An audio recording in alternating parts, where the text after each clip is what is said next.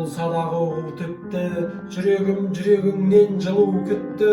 Сен арқылы ғашық бопмын өмірге, сен арқылы сезіндім сұлулықты.